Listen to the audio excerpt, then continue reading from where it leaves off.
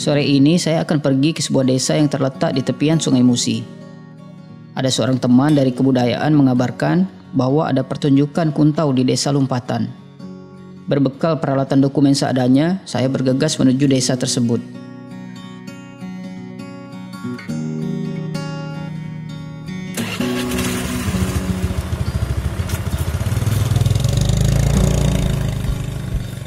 Desa Lumpatan adalah sebuah desa yang termasuk dalam wilayah Kecamatan Sekayu. Letaknya yang berada di tepian Sungai Musi membuat desa ini cukup unik. Tidak hanya keadaan geografisnya yang menarik, di desa ini ada salah satu tradisi yang cukup unik, yaitu bela diri Melayu yang biasa disebut kuntau.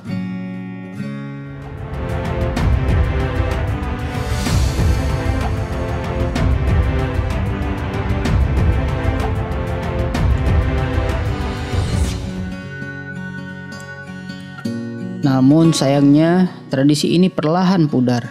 Seiring perkembangan teknologi, tak lagi banyak anak-anak yang ingin belajar kuntau. Mereka lebih tertarik dengan handphone dan media sosial. Tapi hari ini saya cukup terkesan. Setelah puluhan tahun tak terdengar keberadaannya, ternyata kuntau masih ada. Sehingga timbul harapan dan keinginan untuk menggalinya lebih dalam. Kita akan menemui Muhammad Isa, seorang guru kuntau yang masih tersisa. Walau tak lagi muda, namun ada harapan yang kuat agar kuntau dapat dilestarikan keberadaannya. Oke, Muhammad, siapa namanya? Muhammad Isa. Umur lah hampir lah kelahiran 54 lah. 66 lah. Namun gawe sakai-sakai? Masih jurusan Hansip tuh. Keamanan desa. Dari awal kenal kuntau dan itu tertarik dengan kuntau Kak. Mana lah kisah cerita dulu. Dari awal kenal kalau tidak salah di tahun 65. Kenal itu galaknya milik uang main kan, nah ikat kuris uang itu. Nah setelah kami baju di Pak Kuris. Nah setelah itu sampai ke tahun 69 itu terus ke baju terus itu. Yang pertama sekali di Kuris, itu balik ke kerja, balik ke Mahijun, dan itu balik ke Hidirumbu, Teladan, balik ke Sinyung, nah langsung balik ke yang terakhirnya di Wongje Banten. Sehingga 13 guru, 3 kok tidak naman.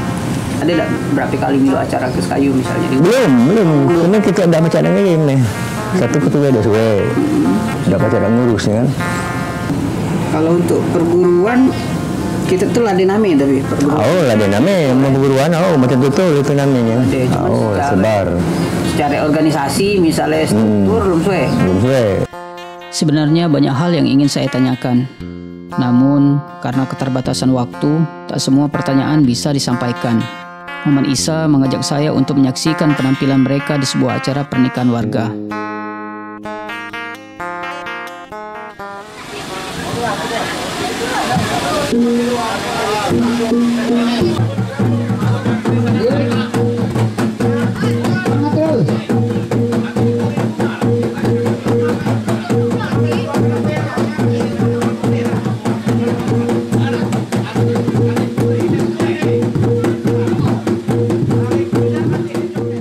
Pertunjukan hari ini dilaksanakan di sebuah tanah lapang milik sekolah, yang kebetulan tidak jauh dari rumah yang punya hajatan.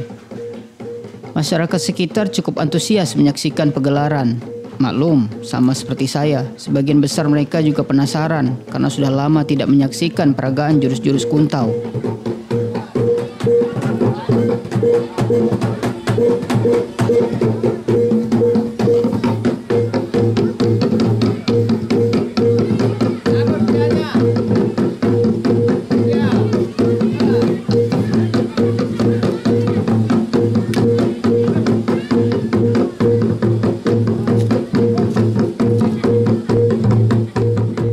Beberapa pendekar kuntau dari perguruan Macan Tutul unjuk kebolehan dalam acara ini.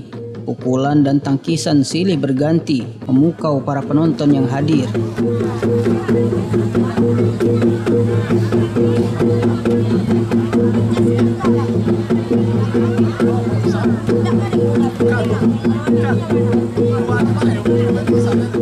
Jurus demi jurus dan teknik bela diri diperagakan. Walau terlihat gemulai, namun pada praktek pertarungan sebenarnya, Kuntau memiliki jurus-jurus mematikan dengan tujuan melumpuhkan lawan secepat mungkin.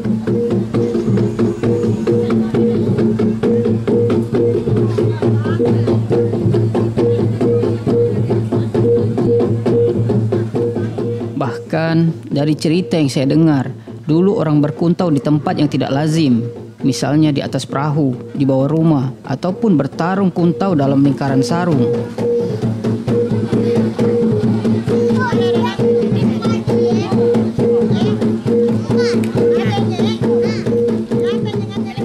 Jurus-jurus dan tekniknya terbilang rahasia dan tidak boleh diketahui lawan. Makanya orang-orang dulu ketika belajar kuntau harus mengikuti ujian yang dikenal dengan istilah sambut buang. Mereka melaksanakan sambut buang di malam hari atau pergi ke hutan atau tempat yang jauh dari keramaian.